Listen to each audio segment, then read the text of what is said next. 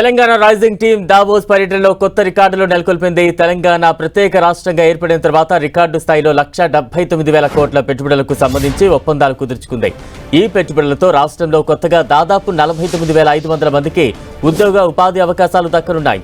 Switzerland Davos లో ప్రపంచ ఆర్థిక సదస్సుకు తెలంగాణ రైజింగ్ పేరుతో వెళ్లిన సీఎం రేవంత్ రెడ్డి టీం గతేడాది కంటే 4 రెట్లు అధికంగా పెట్టుబడులు సాధించింది. గతేడాది తొలిసారిగా దావోస్ వెళ్లిన సీఎం రేవంత్ టీం 40,232 కోట్ల పెట్టుబడులకు సంబంధించి ఒప్పందాలు కుదుర్చుకున్నారు. ఈసారి ఏకంగా 1,64,000 కోట్ల ఒప్పందాలు చేసుకున్నారు. హైదరాబాద్ లో 60,000 కోట్ల పెట్టుబడి పెట్టేందుకు అమెజాన్ కంపెనీతో రాష్ట్ర సర్కారు ఒప్పందం కుదుర్చుకుంది. డేటా సెంటర్లలో ఈ పెట్టుబడులు పెట్టేందుకు అగ్రిమెంట్ కుదిరింది. అమెజాన్ ఇప్పటికే నగరంలో 3 డేటా సెంటర్లను నిర్మించింది. విస్తరణలో భాగంగా మరిన్ని నెలకొల్పనుంది. తెలంగాణలో 2030 నాటికి $4.4 బిలియన్ పెట్టుబడులను పెడతామని అమెజాన్ వెబ్ సర్వీసెస్ ఇప్పటికే ప్రకటించింది. హైదరాబాద్ లో అత్యాధునిక డేటా సెంటర్ను అభివృద్ధి చేసేందుకు టిల్మాన్ గ్లోబల్ హోల్డింగ్స్ కూడా ముందుకు వచ్చింది. 15,000 కోట్ల పెట్టుబడులతో 300 మెగావాట్ల సామర్థ్యంతో ఈ డేటా సెంటర్ను ఏర్పాటు చేయనుంది. అత్యాధునిక సోలార్ సెల్స్, మాడ్యూల్స్ తయారీ యూనిట్ను స్థాపించేందుకు మైత్రి ఎనర్జీ గ్రూప్ అనుబంధ కంపెనీ అక్షత్ గ్రీన్ టెక్ రాష్ట్ర ప్రభుత్వంతో ఒప్పందం చేసుకుంది. ఈ కంపెనీ రాష్ట్రంలో 6.9 గిగావాట్ల సోలార్ సెల్స్, 6.9 గిగావాట్ల సోలార్ మాడ్యూల్స్ తయారీ యూనిట్ను ఏర్పాటు చేస్తుంది. ఈ ప్రాజెక్టుపై 7,000 కోట్ల పెట్టుబడులు పెట్టనుంది. దీంతో 2,500 మందికి ఉపాధి అవకాశాలు దక్కనున్నాయి. అమెరికాకు చెందిన ఉర్సా క్లస్టర్ సంస్థ తెలంగాణలో ఆర్టిఫిషియల్ డేటా సెంటర్ హబ్ను ఏర్పాటు చేయనుంది. రాష్ట్ర ప్రభుత్వంతో అవగాహన ఒప్పందం చేసుకుంది.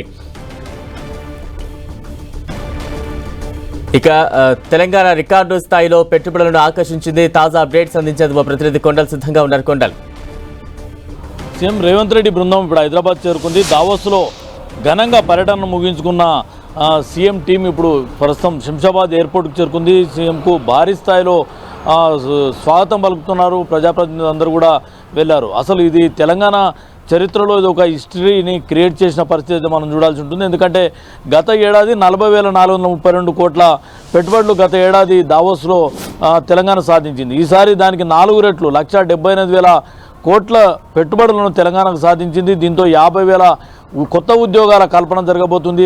ప్రత్యక్షంగా 50,000 ఉద్యోగాల కల్పన జరగబోతుంది. అంటే ఇంత భారీ స్థాయిలో పెట్టుబడులు సాధించడం అన్నది ఒక ప్రిస్టేజ్గానే భావించాల్సి ఉంటుంది. రైజింగ్ తెలంగాణ నినాదంతో దావోస్కు వెళ్ళిన CM Revanth Reddy team Telangana means business అంటూ థీమ్తో అక్కడ ఉన్న పారిశ్రామికవేత్తలని అనుకోండి, కంపెనీ సీఈఓలని అనుకోండి, ఇంప్రెస్ చేయడంలో పూర్తిగా సక్సెస్ అని భావించవచ్చు. తెలంగాణ ప్రభుత్వం ఇక్కడ తీసుకుంటున్న పాలసీస్ అనుకోండి, విధానాలు పారిశ్రామిక రంగాన్ని విస్తరించేందుకు, పారిశ్రామిక అభివృద్ధికి ప్రభుత్వం తీసుకుంటున్న విధానాలతో పాటు ప్రభుత్వం ప్రతిష్టాత్మకంగా చేపట్టిన కార్యక్రమాలను కూడా దావోస్ వేదికగా వ్యాపారవేత్తలకు వివరించడం, అదేవిధంగా వారి వ్యాపారాలను ఇక్కడ పెట్టుబడులు పెట్టే దిశగా ఒప్పించడంలో పూర్తిగా సక్సెస్ అయిందని భావించవచ్చు.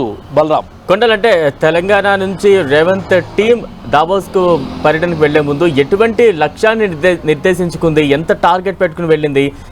ప్రస్తుతం చాలా రికార్డు స్థాయిలో 1,78,000 కోట్లతో పెట్టుబడులు ఆకర్షించడం అంటే చిన్న విషయం కాదు. ఎగ్జాక్ట్లీ, ఎందుకంటే దావోస్ వెళ్లే ముందు ఎక్కడ కూడా హంగు ఆర్భాటాలకు ప్రభుత్వం వెళ్ళలేదు. ముఖ్యంగా ముఖ్యమంత్రి రేవంత్ రెడ్డి దావోస్ పర్యటనపై ఎక్కడ కూడా మాట్లాడలేదు. కార్యక్రమాన్ని అంటే సక్సెస్ చేయాలన్న ఒక లక్ష్యంతోనే ముందుకెళ్ళి అన్నట్టుగా మనం భావించాల్సి ఉంటుంది. దావోస్ పర్యటనకు వెళ్లే ముందు ఒక రివ్యూను ముఖ్యమంత్రి రేవంత్ రెడ్డి చేశారు. గత ఏడాది దావోస్లో తీసుకొచ్చిన 40,432 కోట్ల పెట్టుబడులకు సంబంధించి ఎన్ని కంపెనీలు ఇక్కడ గ్రౌండ్ అయ్యాయి, ఎన్ని ప్రోగ్రెస్లో ఉన్నాయన్న దానిపైన రివ్యూ చేసుకున్న తర్వాత ఇక్కడ ఉన్న ఆపర్చునిటీస్ ఏంటివి, ఈ ఆపర్చునిటీస్ను కంపెనీలకు ఏ విధంగా వివరించాలి, కంపెనీలు ఎలా ఇంప్రెస్ అయ్యేలా ప్రజెంటేషన్ ఉండాలన్న ఒక థీమ్ను అయితే సీఎం రేవంత్ రెడ్డి బృందం తీసుకుంది. దానిలో భాగంగానే రైజింగ్ తెలంగాణ నినాదాన్ని తీసుకుంది.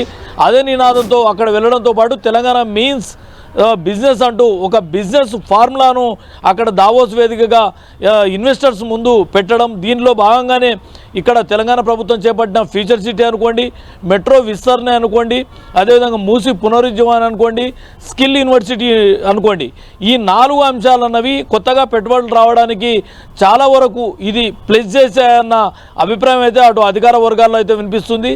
ఎందుకంటే ఏ ఇన్వెస్టర్ అయినా ఇక్కడ పెట్టుబడులు పెట్టే ముందు ఇక్కడ ఉన్న ఇన్ఫ్రాస్ట్రక్చర్ ఏంటి, ఇక్కడ ప్రభుత్వం నుంచి అందే కోఆర్డినేషన్ ఏంటి, కోఆపరేషన్ ఏంటి అన్నది ప్రధానంగా ఆయా కంపెనీలు చూస్తుంటాయి. దాంతోపాటు ఇక్కడ ఉన్న ఎన్విరాన్మెంట్ ఏంటి అన్నది ప్రధానంగా చూస్తుంటాయి. కాబట్టి ఇవన్నీ కూడా ఈ కల్పనలో ప్రభుత్వం ఒక అడుగు ముందుకేసి ముందే వారికి ప్రజెంటేషన్ ద్వారా ఇవ్వడం, తెలంగాణ మీన్స్ బిజినెస్ అంటే మీ పెట్టుబడులు మీరు పెట్టండి, మీకు ఖచ్చితంగా లాభాలు ఉంటాయన్న ఒక మెసేజ్ను ఇవ్వడంతో పాటు ప్రభుత్వం నుంచి కావాల్సిన పూర్తి సహాయ సహకారాలన్నీ కూడా అందిస్తుందన్న ఒక భరోసాను కల్పించినది ఇన్ని లక్షల కోట్ల పెట్టుబడులు వచ్చాయని భావించవచ్చు. బలరాం కొండ మనం చూస్తూ ఉన్నాం, గతేడాది దావోస్ పర్యటనలో సుమారుగా 48,000 కోట్ల వరకు కూడా పెట్టుబడుల్ని ఆకట్టుకోగలిగింది. ప్రస్తుత పర్యటన గ్రాండ్ సక్సెస్ అయింది, 3 ఇంతలు ఎక్కువగా పెట్టుబడులు రాబట్టగలిగింది. ఉద్యోగ కల్పన ఏ స్థాయిలో ఉండబోతోంది? ప్రధానంగా ఇంతలాగా ఆకర్షించడానికి, ఆకట్టుకోవడానికి, లేదంటే ఇటువైపు పెట్టుబడుల్ని రాబట్టడం గల దోహదం చేసిన అంశాలంటే ఏం చెప్పాలి? ప్రభుత్వ పరంగా ఎటువంటి కృషి ఉంది? ప్రధానంగా ప్రభుత్వం తన ప్రజెంటేషన్ ద్వారా అక్కడ ఉన్న ఇన్వెస్టర్స్ను ఆకట్టుకుందనడంలో ఎలాంటి అతిశయోక్తి లేదు. ఎందుకంటే ప్రధానంగా ప్రభుత్వం అధికారంలోకి వచ్చిన తర్వాత 4 ప్రధానమైన ప్రాజెక్టులు తీసుకుంది. ఒకటి ఫ్యూచర్ సిటీ అన్నది కొత్త నవనిర్మాణ సిటీని నిర్మించబోతుంది. దాంట్లో ఏఐ హబ్ నుంచి స్పోర్ట్స్ హబ్ నుంచి ఎవ్రీథింగ్, అంటే అక్కడ ఒక అంతర్జాతీయ స్టాండర్డ్స్తో కొత్త నగరాన్ని నిర్మించబోతుంది. దాంతోపాటు మూసీ పునరుజ్జీవంతో ఒక హైదరాబాద్కు ఒక చారిత్రాత్మక నేపథ్యం ఉన్న హైదరాబాద్లో ఒక సరికొత్త బిజినెస్ కారిడార్ను నిర్మించబోతుంది. దీంతోపాటు వ్యాపారాలకు, బిజినెస్ మెన్లకు, కంపెనీలకు కావాల్సిన స్కిల్స్ అందించే మానవ వనరులను ఇక్కడ రూపొందించేందుకే స్కిల్ యూనివర్సిటీని ప్రభుత్వం తీసుకొచ్చింది. వీటన్నింటికీ కనెక్టివిటీ ఇంపార్టెంట్ కాబట్టి మెట్రో విస్తరణ అన్నది చేయబోతుంది. ఈ 4 అంశాలన్నవి ప్రధానంగా వ్యాపారాలు ఎవరైనా పెట్టుబడులు పెట్టేందుకు ఈ 4 బాగా ఇంప్రెస్ చేశాయన్నది మనం గమనించాల్సి ఉంటుంది. వీటిని ప్రజెంటేషన్ చేయడంలో కూడా ప్రభుత్వం పూర్తి స్థాయిలో సక్సెస్ అయిందని చెప్పుకోవచ్చు. తెలంగాణ పెవిలియన్ ఏదైతే దావోస్ వేదికగా తెలంగాణ పెవిలియన్ ఏర్పాటు చేయడం, తెలంగాణ బిజినెస్ అంటూ ఇవన్నీ రిఫ్లెక్ట్ అయ్యేలా ఇన్వెస్ట్మెంట్స్ను ఆకర్షించడంలో రేవంత్ టీమ్ సక్సెస్ అయిందని చెప్పవచ్చు. Balaram right, thank you Kondal.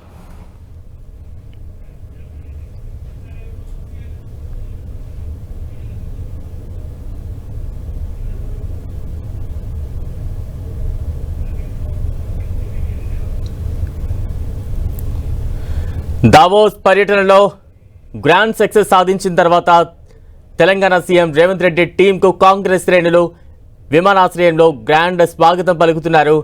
దానికి సంబంధించి విజువల్స్ చూస్తూ ఉన్నాం. దావోస్ ఛాంపియన్కు గ్రాండ్ వెల్కమ్ అందుతోంది.